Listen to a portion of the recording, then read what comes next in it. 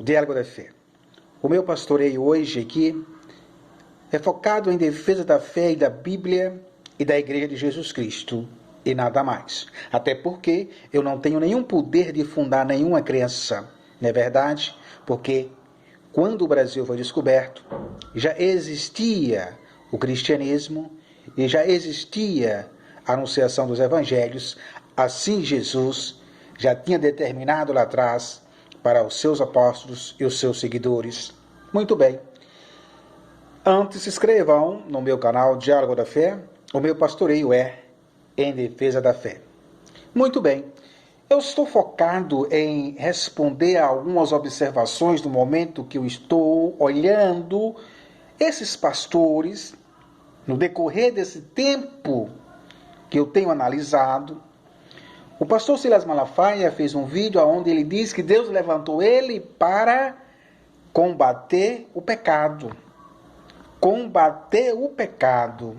Quem disse isso? O pastor Silas Malafaia, usando a Bíblia Sagrada, lendo, se colocando que Deus levantou ele. Olha, se Deus levantou ele há mais de 30 anos, se Deus levantou os apóstolos, se Deus levantou a igreja, está aí há mais de 2000 anos, já passou por várias tribulações, e a pedra continua sendo firme. E o pastor diz que ele foi levantado por Deus para combater o pecado. Gente, dá para engolir uma coisa desta? Usando os termos bíblicos? Criando a sua própria igreja? Não vivendo a Bíblia Sagrada e a história do cristianismo autêntico e verdadeiro? Como é que eu posso aqui chegar e dizer que Deus me levantou para falar de alguma coisa se eu não consigo nem livrar dos meus pecados, das minhas maus condutas? A prova está aí, ele defendendo o Bolsonaro, um homem selvagem, cruel. Mais pessoas morrem de Covid, mais ele se preocupa com a economia. Mais pessoas morrem de Covid, mais ele invade espaços públicos, órgãos públicos, para colocar sua semente do mal ou do bem.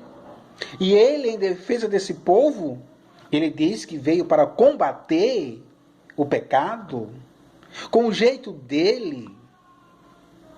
Eu não entendo se ele está lendo a Bíblia de cabeça para baixo, se ele não conhece a história do cristianismo. Agora pare e pense, meu irmão. Tu já imaginou 2000 anos de história de cristianismo,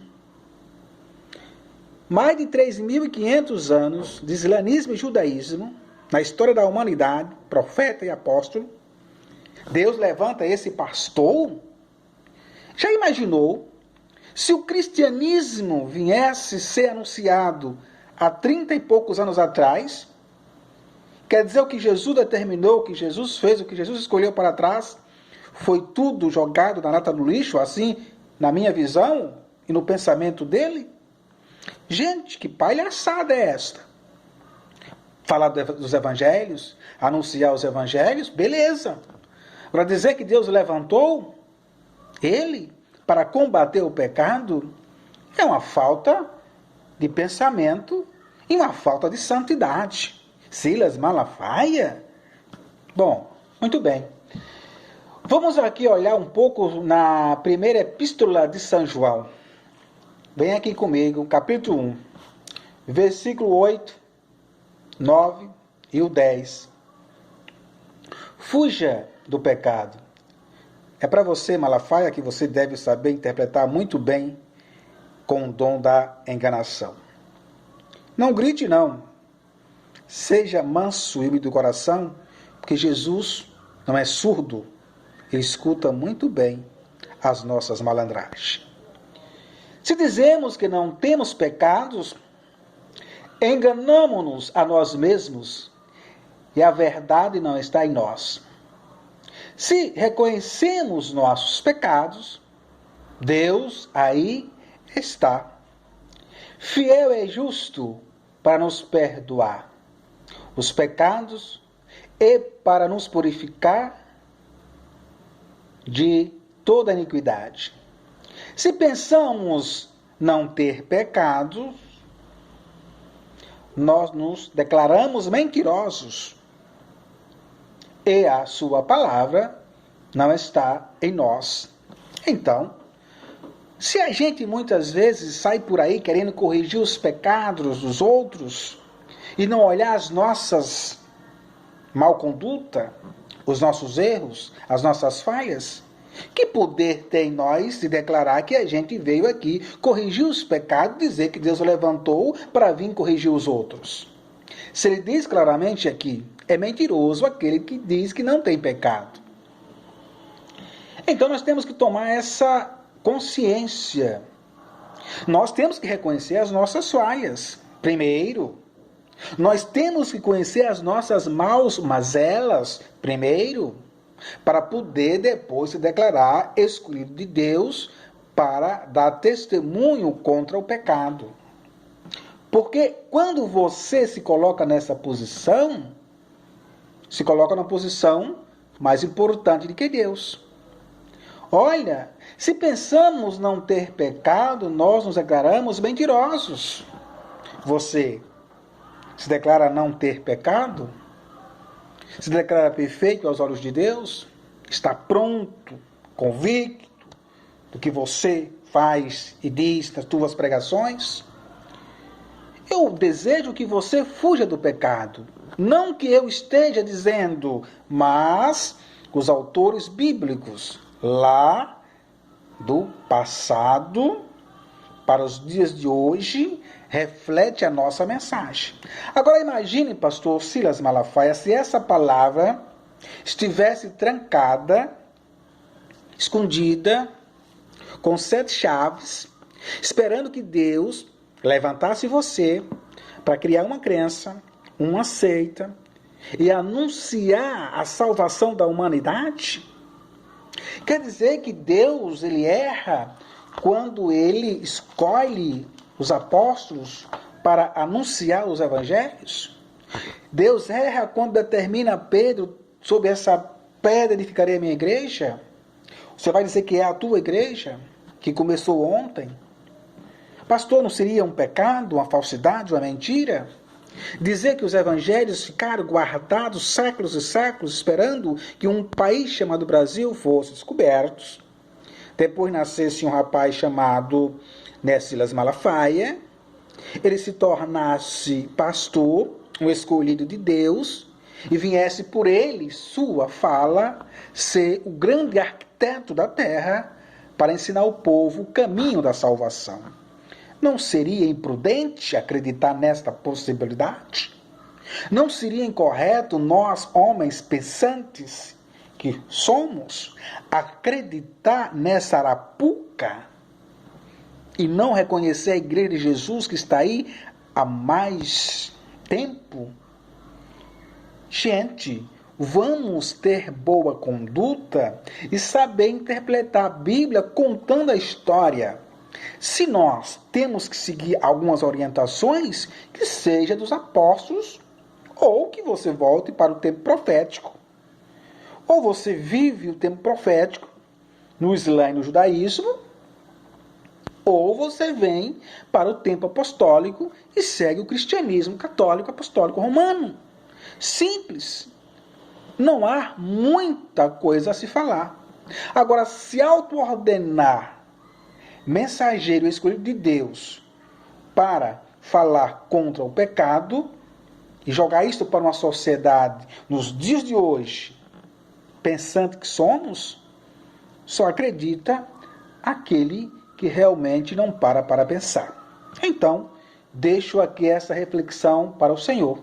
O Senhor vai dar os seus gritos, o Senhor vai falar alto, o Senhor vai fazer o seu show, o Senhor vai bater na tecla e dizer que Deus escolheu o Senhor. Sim, não discordo. Como cidadão, como pessoa, deve ter as tuas qualidades. Mas como anunciador escolhido de Deus, infelizmente não posso acreditar, porque eu tenho que acreditar mais na Bíblia, na história da igreja, e não naqueles que vieram depois para confundir os evangelhos, já diz Gálatas 1,6. Se descer um anjo do céu e anunciar outros evangelhos fora que nós temos anunciado, seja ele anátema, isso quer dizer excomungado. Então, vamos pensar, vamos analisar, é gratuito. Não precisa pagar para nós pensar. É realmente algo que Deus deu de graça. É o pensamento, é o raciocínio, o que é certo ou o que é errado. O Senhor tem muito o que falar, mas também tem muito o que dizer, mas também tem muito o que aprender, porque está chegando a velhice e ainda não conseguiu observar que as luzes dos evangelhos não nos permite se ordenar a nada, a não ser que você não esteja ou esteja ligado com a Santa Amada Igreja, a Bíblia.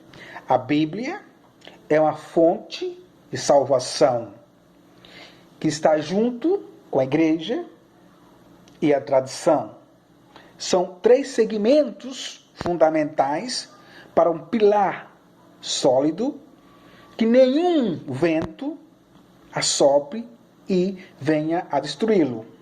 Observem que as igrejas de vossas senhorias já se dividiram em várias denominações, em sementes de discórdias, divisões, de raivas, intrigas, brigas. E isso não corresponde à Bíblia.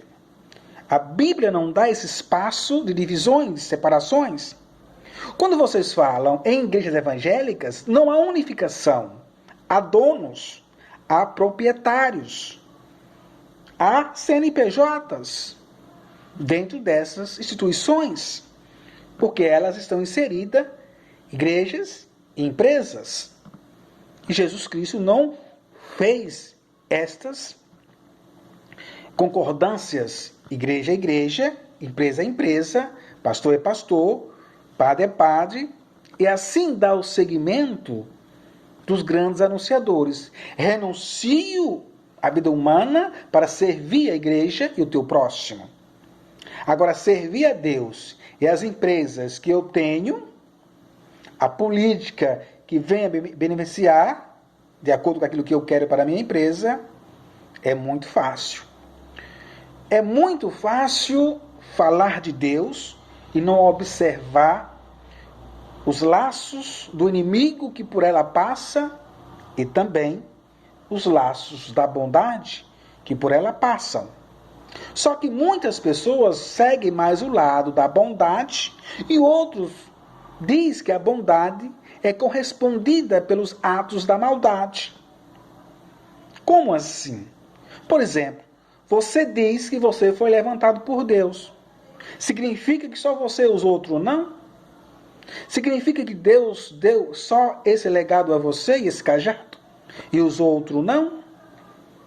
Eu não tenho nada a ver com isso, porque eu não fundei religião. Estou lendo a Bíblia, a história e o cristianismo autêntico, real.